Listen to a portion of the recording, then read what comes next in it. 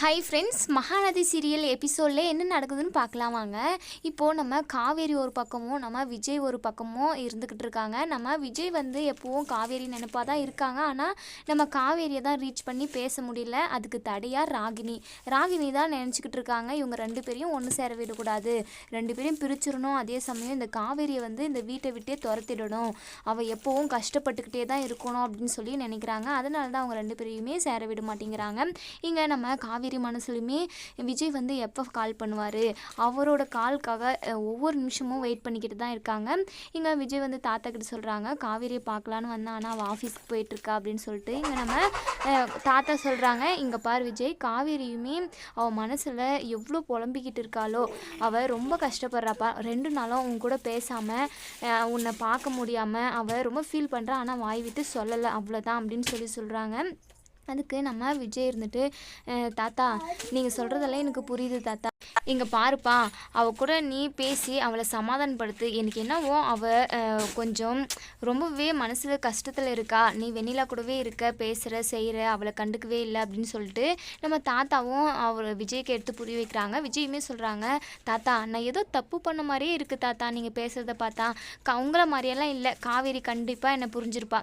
அப்படி புரிஞ்சுக்கினதுனால தான் வெண்ணிலாவை கூட்டிகிட்டு வந்து நிறுத்தினா. வேறு எந்த பொண்ணாச்சு வெண்ணிலாவை கூட்டிகிட்டு வந்து நிறுத்துவாங்களா? இந்த ஒரு காரியத்தை பண்ணியிருப்பாங்களா? என் மேலே இருக்கிற நம்பிக்கைனால மட்டுமே அவள் வெண்ணிலாவை கூட்டிகிட்டு வந்தா, அவளுக்கு போய் நான் துரோகம் நினைக்குவேனா? நீங்கள் சந்தேகப்படுற மாதிரியே பேசுகிறீங்க தாத்தா, கண்டிப்பாக காவேரி என் மேலே முழு நம்பிக்கையும் வச்சுட்டு இருக்கா, அது எனக்கு நல்லாவே தெரியும் அப்படின்னு சொல்கிறாங்க. சரிப்பா, புரிஞ்சா சரி, எனக்கும் தெரியுது, நான் பழைய காலத்து ஆள், எனக்கு அதை பற்றியெல்லாம் சரியாக தெரியல, நீ யோசிக்கிற அளவுக்கும் என்னால் யோசிக்க முடியல, தப்பாக இருந்தால் விட்டுருப்பா, மன்னிச்சிருப்பா, காவேரி கஷ்டப்படுறாளேன்னு தான் நான் சொன்னேன் அப்படின்னு சொல்கிறாங்க. நீங்கள் எதுவும் தப்பாக நினச்சிக்காதீங்க தாத்தா, காவேரினா எனக்கு ரொம்ப பிடிக்கும், கண்டிப்பாக அவளை நான் சமாதானப்படுத்தியே ஆகணும், ஏன்னா 2 நாள் பேசாமலும் இருந்தோம், நான் பேசினேன் ஆனால் அவள் தான் பேசலை அப்படின்னு சொல்லி பேசிக்கிட்டு இருக்காங்க. இன்னொரு சைடு நம்ம குமரன் வந்து ஷூட்டிங்க்காக போயிருக்காங்க. அங்கே ரொம்பவே நல்லாவே நடிச்சுக்கிட்டு இருக்காங்க. ஆனால் அந்த ஹீரோயின் வந்து நம்ம குமரனை ஹக் பண்ணதுமே அவருக்கு ஒரு மாதிரி ஆயிடுது, கங்கா ஞாபகம் வந்துடுது. அதனால அந்த ஹீரோயினை பிடிச்சி தள்ளி விட்டுறாங்க. இங்கே டைரக்டர் இருந்துட்டு, என்னப்பா லாஸ்ட் நிமிஷத்தில் இப்படி சொதப்பிட்டே, லவ் ஃபீல் ஆக வேண்டிய நேரத்தில் பிடிச்சி தள்ளி விட்டுட்ட, என்னப்பா நல்ல சான்ஸ் கிடைச்சிருக்கு, இதை மிஸ் பண்ணிட்டே, நீ ரொம்ப நல்லா நடிச்சிருக்க, எந்த ஒரு குறையுமே இல்லை, அப்போ எப்படி நீ ஹீரோவாக ஆகுவ, எப்படி இப்படியெல்லாம் நடித்தா ஒரு வாய்ப்பு தான்ப்பா கிடைக்கும் அப்படின்னு சொல்கிறாங்க. நம்ம குமரன் இருந்துட்டு, என்னை மன்னிச்சிருங்க, எனக்கு என்னவோ தெரியல, ஒரு மாதிரி ஆயிடுச்சு, எனக்கு ஒரே வாய்ப்பு மட்டும் கொடுங்க அப்படின்னு சொல்லி கேட்குறாங்க. என்னப்பா இதில் வேணால் நாங்கள் ஏதோ மனசாட்சியோட கொடுக்கலாம் ஒரு வாய்ப்பு, ஆனால் மெயின் இடத்துக்கெல்லாம் போயிட்டோம்னு வச்சுக்கோயேன், ஒரே வாய்ப்பு தான்ப்பா கொடுப்பாங்க, உனக்குள்ளே நிறைய திறமை இருக்குது, நீ நல்லா நடி, ஓகேவா, இதில் செலக்ட் ஆகிட்டேன்னா நீ டாப் 10க்கு போயிடலாம் அப்படின்னு சொல்கிறாங்க. நம்ம குமரனும் சூப்பராக நடித்து அசத்துறாங்க. அதுக்கப்புறம் நம்ம குமரன் வந்து செலக்ட் ஆகிடுறாங்க. இன்னொரு சைடு நம்ம காவேரி வந்து ஆஃபீஸில் நிறைய பிரச்சனை போயிட்டுருக்கு. அதுக்கப்புறம் அந்த போரூர் பிரான்ச்சுக்கு கால் பண்ணி, எதுக்காக நீங்கள் இப்படி பண்ணிக்கிட்டு இருக்கீங்க, லேபருக்கு கொடுக்க வேண்டிய பணத்தை நீங்கள் கொடுத்துருக்கணும்ல, நீங்கள் சொன்ன பணத்தை கொடுக்காம நீங்கள் ஏமாத்துறதுனால தான் அவங்க வேலை எதுவும் செய்யாமல் வேலையெல்லாம் நிப்பாட்டி வச்சுருக்காங்க, எங்ககிட்ட எவ்வளோ கமிஷன் அடிச்சிங்க, கமிஷன் உங்களுக்கு நாங்கள் கொடுக்காமல போனோம், எவ்வளோ கொடுத்தோம், அப்போவும் எதுக்காக லேபர்ஸ்கிட்டையும் கமிஷன் வாங்க பார்க்குறீங்க, அவங்களுக்கு கொடுக்குறேன்னு சொன்ன பணத்தை கண்டிப்பாக நீங்கள் கொடுத்தே ஆகணும், உங்களுக்கு நான் சார்கிட்ட பேசி கண்டிப்பாக அதுக்கான பணத்தை அரேஞ்ச் பண்ணுறேன், லேபருக்கு கொடுக்க வேண்டிய பணத்தை நீங்கள் ஃபஸ்ட்டு கொடுங்க அப்படின்னு சொல்கிறாங்க. அதெல்லாம் ஒன்றும் இல்லை மேடம், நாங்கள் கொடுத்துட்றோம், அவங்க ஓவரால் ரூல்ஸ் எல்லாம் பேசிக்கிட்டு இருக்காங்க, அதுக்காக தான் அப்படின்னு சொல்கிறாங்க. சரி நீங்கள் ஃபஸ்ட்டு லேபர்ஸ் கொடுக்க வேண்டிய பணத்தை நீங்கள் கொடுங்க, வேலையை ஸ்டார்ட் பண்ணுங்கள், உங்களால் இங்கே உங்களுக்கு எவ்வளோ லாஸ் ஆகுது தெரியுமா, வேலையெல்லாம் உடனே ஸ்டார்ட் பண்ணுங்கள் அப்படின்னு சொல்கிறாங்க. சரிங்க மேடம், அப்படியே செஞ்சிடுறோம் அப்படின்னு சொல்கிறாங்க. நம்ம காவேரி இருந்துட்டு, எவ்வளோ பிரச்சனைக்கு நடுவில் இவங்க வேறு அப்படின்னு சொல்லிட்டு ரொம்ப டென்ஷனாக இருக்காங்க. சரி விஜய் கால் பண்ணி பார்ப்போம் அப்படின்னு சொல்லிட்டு விஜய் கால் பண்ணுறாங்க. ஆனால் விஜயோட ஃபோன் வந்து சுவிட்ச் ஆஃப்னு வருது, சார்ஜ் எடுத்துன்னு போயிருக்க மாட்டாரோ அப்படின்னு சொல்லிட்டு நம்ம காவேரி ஹாஸ்பிட்டலுக்கே போயிடுவோம் அப்படின்னு சொல்லிட்டு ஹாஸ்பிட்டல் கிளம்பி போகிறாங்க. அங்கே நம்ம வெண்ணிலா கிட்டே போகிறாங்க. அங்கே நர்ஸ் இருக்காங்க, வெண்ணிலாவை பார்க்கணும் அப்படின்னு சொல்லி பேசணும்னு சொல்லி கேட்குறாங்க. அவங்க தூங்கிக்கிட்டு இருக்காங்க. இப்போ பரவாயில்ல, அவங்க நல்லா தான் இருக்காங்க அப்படின்னு சொல்கிறாங்க. சரிங்க விஜய் எங்கே அப்படின்னு சொல்லிட்டு நம்ம காவேரி கேட்குறப்ப அங்கே நர்ஸ் இருந்துட்டு, விஜயா அப்படின்னு சொல்லி யோசிக்கிறாங்க. ஓ இவங்களோட ஹஸ்பண்டா அப்படின்னு சொல்லி கேட்குறாங்க. அதை கேட்டதுமே நம்ம காவேரிக்கு பயங்கர டென்ஷன் ஆகுது. ஹஸ்பண்டா? அப்போ இவ ஒய்ஃப்னா நான் யார் அப்படின்னு சொல்லிட்டு மனசுக்குள்ளேயே நினைக்கிறாங்க. நம்ம நர்ஸ் இருந்துட்டு அதான் அன்னைக்கு வந்து இவங்க கூட நின்று ரொம்பவே கவனிச்சுக்கிட்டாருல்ல, அவரை தான் கேட்குவாங்க. இல்லைங்க, அவங்க வீட்டுக்கு போயிருக்காங்க, அவங்க ரொம்பவே நல்லா பார்த்துக்கினாங்க இவங்கள, நைட் ஃபுல்லாக தூங்கவே இல்லை, இவங்கள ரொம்பவே நல்லா கவனிச்சிக்கினாங்க, அதனால தான் நான் ஒய்ஃப்னு தப்பாக நினச்சிக்கிட்டேன். அப்போ இவங்களோட ஹஸ்பண்ட் விஜய் இல்லையா அப்படின்னு சொல்லி நர்ஸ் கேட்குறாங்க. இங்கே நம்ம காவேரி ரொம்பவே கலங்கி போகிறாங்க. சரிங்க, நான் கிளம்புறேன் அப்படின்னு சொல்லிட்டு நம்ம காவேரியுமே அங்கேருந்து கிளம்பிடுறாங்க. இன்னொரு சைடு நம்ம விஜய் இருந்துட்டு, தாத்தா ஃபஸ்ட்டு நான் போயிட்டு காவேரியை பார்த்துட்டு வந்துடுறேன், ஆஃபீஸ் கிளம்புறேன் அப்படின்னு சொல்லி சொல்கிறாங்க. இங்கே பாருப்பா விஜய், காவேரி அங்கே இருக்கிற பிரச்சனை எல்லாமே அவள் தீர்த்துட்டு வந்துடுவா, நீ அது வரைக்கும் நல்லா தூங்கி ரெஸ்ட் எடு, சரியா? நீயும் தூங்காமல் ஹாஸ்பிட்டலில் முழிச்சிக்கிட்டே இருந்திருப்ப, ரொம்ப டயர்டாக இருக்க, பார்க்கவே தெரியுது எனக்கு, போப்பா நீ தூங்கி ரெஸ்ட் எடுப்போ அப்படின்னு சொல்லி சொல்கிறாங்க. விஜய் இருந்துட்டு, இல்லை தாத்தா ஃபஸ்ட்டு நான் போய் காவேரியை பார்த்துட்டு வந்துடுறேன், அதுக்கப்புறமா நான் தூங்குறேன் அப்படின்னு சொல்லி சொல்கிறாங்க. அதெல்லாம் அவள் பார்த்துக்குவா, நீ போப்பா, வீட்டுக்கு வந்ததும் அவள் பார்த்துக்கணும், நான் தாத்தா சொல்கிறேன்ல போ அப்படின்னு சொல்லி சொல்கிறாங்க. நம்ம விஜயுமே நல்லா தூங்கி ரெஸ்ட் எடுக்கிறாங்க. இங்கே நம்ம காவேரி ரொம்பவே ஃபீல் பண்ணி அழுதுகிட்டு இருக்காங்க. ஏன்னா வெண்ணிலாவை அவ்வளோ நல்லா கவனிச்சிக்கிறாங்க, நைட் ஃபுல்லாக முழிச்சிட்டு இருந்திருக்கிறாங்க. அப்போ ஒரு நிமிஷம் கூட நம்ம ஞாபகத்துக்கு வந்திருக்க மாட்டோமோ அப்படின்னு சொல்லிட்டு நம்ம காவேரி விஜய் பற்றி நினச்சிக்கிட்டு இருக்காங்க. இதுக்கப்புறம் நமக்கு ஃபோன் எதுக்கு, அவர் கூட பேச முடியறதில்ல, அவரும் நம்ம கூட பேசுறதில்ல, நான் யாரு கூடயும் பேசுறதுக்கு எனக்கு விருப்பமும் கிடையாது அப்படின்னு சொல்லிட்டு ஃபோனை சுவிட்ச் ஆஃப் பண்ணிடுறாங்க. இன்னொரு சைடு நம்ம விஜய் வந்து நல்லா தூங்கி எந்திரிச்சு ஃபோனுக்கு சார்ஜ் போடலான்னு சொல்லிட்டு சார்ஜ் வேறு தேடிக்கிட்டு இருக்காங்க. சார்ஜும் போட்டு விடுறாங்க.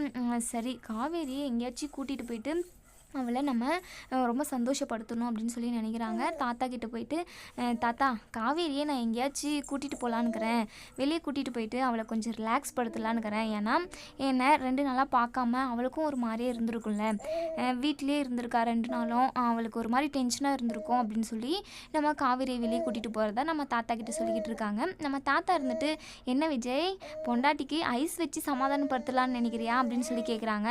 தாத்தா நீங்கள் இப்படி சொல்கிறதுனால நான் ஏதோ தப்பு பண்ண மாதிரி எனக்கு ஃபீல் ஆகுது தாத்தா, நீங்கள் திரும்ப அந்த மாதிரி சொல்லாதீங்க அப்படின்னு சொல்லி சொல்கிறாங்க. நம்ம விஜய்க்கு தப்பு பண்ணாத மாதிரி தான் தெரியுது, இருந்தாலும் நம்ம காவேரிக்கு மனசு ரொம்ப கஷ்டப்படும் இல்லையா. வெண்ணிலா வந்ததுமே வெண்ணிலாவே கவனிச்சிக்கிட்டு இருந்தாங்க, நம்ம காவேரியை கண்டுக்கல. பின்ன பார்க்குற எல்லாருக்கும் எப்படி தெரியும், நம்ம விஜய் வந்து முழுசாகவே வெண்ணிலா பக்கம் திரும்பிட்டாங்க அப்படின்ற மாதிரி தானே எல்லாருமே நினைப்பாங்க. ஆனால் நம்ம விஜய்க்கு அது ஃபீல் ஆகலை, மற்ற எல்லாருக்குமே அது ஃபீல் ஆகிருக்கும். நம்ம விஜய் இருந்துட்டு தாத்தா கிட்ட சொல்கிறாங்க, தாத்தா 2 நாளாக காவேரியை பார்க்காம இருந்ததுக்கு எனக்கு ஒரு மாதிரி இருக்குது தாத்தா, இப்போ நீங்கள் எல்லாருமே வீட்டில் இருக்கீங்க, ஆனால் நீங்கள் எல்லோரும் இருந்துமே காவேரி பார்க்காம இருக்கிறதுனால எனக்கு யாருமே இல்லாத மாதிரியே ஒரு ஃபீல் ஆகுது தாத்தா, நீங்கள் எதுவும் தப்பாக நினச்சிக்காதீங்க, அதுக்குன்னு உங்கள் மேலே பாசம் இல்லைன்னு நான் சொல்ல வரல, எனக்கு அப்படி ஃபீல் ஆகுது, எனக்கு ஃபீல் ஆனதை உங்ககிட்ட நான் சொன்னேன் அப்படின்னு சொல்லி சொல்கிறாங்க. தாத்தா இருந்துட்டு, எனக்கு புரியுதுப்பா, அதுதான் புருஷன் பொண்டாட்டி பந்தம் அப்படின்னு சொல்லி சொல்கிறாங்க. தாத்தா நான் காவேரியை வெளியே கூட்டிகிட்டு போயிட்டு அவளை நான் ரொம்ப சந்தோஷப்படுத்தணும் தாத்தா, 2 நாளாக அவள் ரொம்ப டென்ஷனாக இருந்திருப்பா என்னை பார்க்காம அப்படின்னு சொல்லிக்கிட்டு இருக்காங்க. என்னப்பா உன்னுடைய உணர்வுகளை நீ வெளிப்படையாக சொல்லிட்ட, ஆனால் காவேரி அதை உள்ளுக்குள்ளே வச்சு புழுகிக்கிட்டு இருந்தாப்பா அப்படின்னு சொல்கிறாங்க. சரி, நம்ம விஜய் வந்து காவேரி கிட்ட எப்போ பேசலாம் அப்படின்னு சொல்லிட்டு காத்துக்கிட்டு இருக்காங்க. ஆனால் விஜயோட மனசு வந்து இன்னுமே காவேரிக்கு புரியல. ஆனால் காவேரி வந்து நம்ம விஜயை சந்தேகப்படலை, இருந்தாலுமே அவர் வந்து ஃபோன் பண்ணி பேசலை அப்படிங்கிறது தான் அவங்களுக்கு வருத்தமே. அதனால் ஃபோனையும் சுவிட்ச் ஆஃப் பண்ணிடுறாங்க. அதுக்கப்புறம் நம்ம விஜய் இருந்துட்டு நம்ம காவேரியை பார்க்குறதுக்காக ஆஃபீஸ் போயிருக்காங்க. ஆனால் இன்னொரு சைடு நம்ம காவேரி வந்து விஜயை பார்க்குறதுக்காக ஹாஸ்பிட்டலுக்கு போயிருப்பாங்க. ஆனால் அந்த விஷயம் நம்ம விஜய்க்கு தெரியாது இல்லையா, அதனால் ஆஃபீஸுக்கு போகிறதுக்காக காரை ஸ்டார்ட் பண்ணுறாங்க. முன்னாடி நம்ம சாரதாவும் நம்ம காவேரியோட பாட்டியும் நின்றுக்கிட்டு இருக்காங்க. அவங்கள பார்த்ததும் வந்து நம்ம விஜய் வந்து பேசுகிறாங்க. அத்தை நல்லா இருக்கீங்களா அத்தை அப்படின்னு சொல்லி கேட்குறாங்க. நல்லா இருக்கேன்ப்பா, நீ எப்போப்பா வந்த அப்படின்னு சொல்லி கேட்குறாங்க. காலையில் தான் வந்தேன் அத்தை, காவேரியை பார்க்கலான்னு தான் வந்தேன், ஆனால் வீட்டில் இல்லை, ஆஃபீஸ்க்கு போயிட்டுருக்கா அப்படின்னு சொல்கிறாங்க. ஆமாப்பா, நாங்களும் போனதை கவனிக்கல, இங்கே தான் இருக்கான்னு இருந்துட்டோம் அப்படின்னு சொல்கிறாங்க. அந்த பொண்ணு வெண்ணிலா நல்லா இருக்காளாப்பா அப்படின்னு சொல்லி கேட்குறாங்க. இப்போ பரவாயில்ல அத்தை அப்படின்னு சொல்கிறாங்க. சரி அத்தை, நான் 2 நாளாக காவேரியை பார்க்காம இருந்தேன், அவளை மகாபலிபுரம் வரையும் கூட்டிகிட்டு போகலான்னு இருக்கேன் அத்தை அப்படின்னு சொல்கிறாங்க. அதுக்கப்புறம் ரொம்ப சந்தோஷமாக போயிட்டு வாங்க அப்படின்னு சொல்லிட்டு நம்ம சாரதாவும் பாட்டியும் சொல்கிறாங்க. நம்ம சாரதாவுக்கு இப்போ தான் நிம்மதியாகவே இருக்குது, ஏன்னா விஜய் மனசில் காவேரி தான் தான் இருக்கிறாங்க அப்படின்றத தெளிவுபடுத்திக்கினாங்க. அதுக்கப்புறம் நம்ம விஜய் வந்து ஆஃபீஸ்க்கு போய் பார்க்குறாங்க. அங்கே ஆஃபீஸில் நம்ம காவேரி இருக்கிறதில்ல, ஏன்னா ஹாஸ்பிட்டலுக்கு போயிட்டுருக்காங்க இல்லையா. அங்கே பூர்ணிமாவை கேட்குறாங்க. அவங்க இங்கே தான் சார் இருந்தாங்க, எங்கே போனாங்கன்னு தெரியல அப்படின்னு சொல்கிறாங்க. எங்கே போயிருப்பா இவ அப்படின்னு சொல்லிட்டு நம்ம காவேரிக்கு கால் பண்ணுறாங்க. காவேரியோட ஃபோன் வந்து சுவிட்ச் ஆஃப்னு சொல்லுது. சரி, சார்ஜர் இல்லாமல் சார்ஜ் கட் ஆகிருக்கும், அதனால தான் சுவிட்ச் ஆஃப்னு சொல்லுது அப்படின்னு சொல்லிட்டு நம்ம விஜய் வந்து எங்கே போய் பார்க்குறது அப்படின்னு சொல்லிட்டு பயங்கரமாக யோசிச்சுக்கிட்டு இருக்காங்க. கூடிய சீக்கிரமே நம்ம விஜயும் காவேரியும் மீட் பண்ணி 2 பேரும் மனசு விட்டு பேசினா மட்டுமே நம்ம விஜய் மனசில் காவேரி இருக்கிறாங்க அப்படின்ற விஷயத்த நம்ம காவேரி புரிஞ்சுப்பாங்க. அது வரைக்கும் அவங்க 2 பேரும் நேரில் பேசாத வரைக்குமே கண்டிப்பாக ஏதோ ஒரு மாற்று கருத்துக்கள் இருக்க தான் செய்யும். அதே சமயம் அவங்க 2 பேரும் ஒன்று சேர்ந்தாலுமே இங்கே ராகினி வந்து அவங்க 2 பேரும் பிரிக்கிறதுக்காக பிளான் பண்ணிக்கிட்டே இருப்பாங்க. கூடிய சீக்கிரமே அவங்க 2 பேரும் ஒன்று சேரணும் அப்படின்னு நினைக்கிறவங்க இந்த வீடியோவுக்கு லைக் பண்ணி தெரியுங்க. Thank you friends. வீடியோ பிடிச்சிருந்தால் லைக் பண்ணுங்கள், ஷேர் பண்ணுங்கள், கமெண்ட் பண்ணுங்கள். தேங்க்ஸ் ஃபார் வாட்சிங்.